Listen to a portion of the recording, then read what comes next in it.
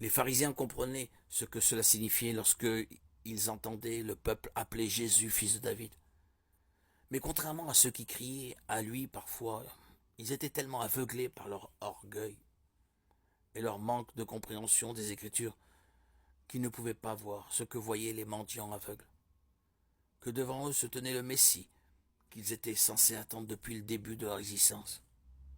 Ils haïssaient Jésus parce qu'il refusait de leur accorder l'honneur qu'ils estimaient leur être dû.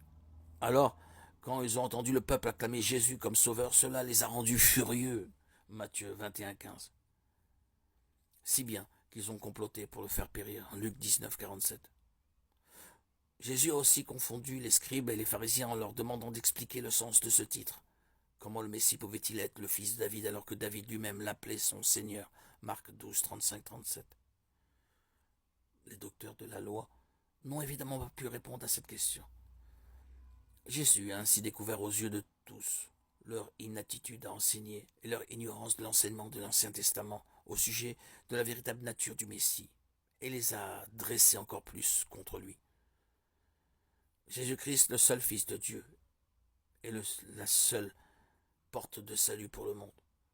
Acte 4, 12. Et aussi le Fils de David, autant dans le sens physique que spirituel. 17 versets du Nouveau Testament décrivent Jésus comme le Fils de David. La question se pose alors, comment Jésus peut-il être le fils de David alors que celui-ci a vécu environ 1000 ans avant lui? La réponse est que Christ, le Messie, était l'accomplissement de la prophétie du descendant de David, de Samuel 7, 12, 16. Il était le Messie promis, ce qui fait de lui le rejeton de David. La généalogie de Matthieu 1 prouve que Jésus, en tant qu'humain, était un descendant direct de David à travers Joseph, son père légal. La généalogie de Luc 3 donne sa lignée à travers Marie, sa mère. Jésus est le descendant de David par Joseph en vertu de son adoption et par Marie en vertu de sa naissance physique. Quand Jésus est appelé le fils de David, c'est cependant essentiellement en référence à son titre messianique et à la prophétie de l'Ancien Testament le concernant. Le Nouveau Testament atteste qu'au 1er siècle, Jésus n'était assimilé à aucun autre Dieu. Quand Paul a prêché à Athènes, les plus grands penseurs de cette cité disaient « Il semble qu'il annonce des divinités étrangères ».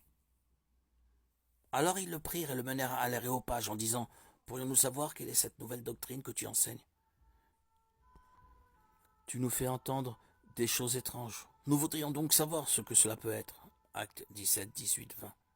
Il est clair que si Paul n'avait fait que rabâcher des histoires d'autres dieux, les Athéniens n'auraient pas qualifié sa doctrine de nouvelle et d'étrange.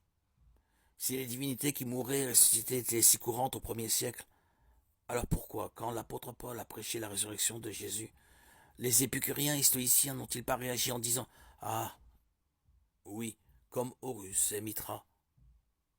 L'idée selon laquelle Jésus serait une copie de divinités mythologiques est la création d'auteurs dont l'œuvre n'a pas été entérinée par le monde universitaire et renfermant des erreurs de logique. Ils ne peuvent être comparés aux évangiles du Nouveau Testament qui ont résisté à presque 2000 ans de critiques intensives. Les prétendus parallèles entre Jésus et d'autres divinités disparaissent en examinant les mythes originaux. La théorie du mythe de Jésus repose sur des descriptions tendancieuses, des termes redéfinis et des hypothèses erronées. Jésus-Christ est unique dans l'histoire. Sa voix s'élève au-dessus de tous les faux dieux, quand il pose la question qui détermine au final la destinée éternelle de chacun de nous. Et vous, leur dit-il, que dites-vous que je suis? Matthieu 16, 15.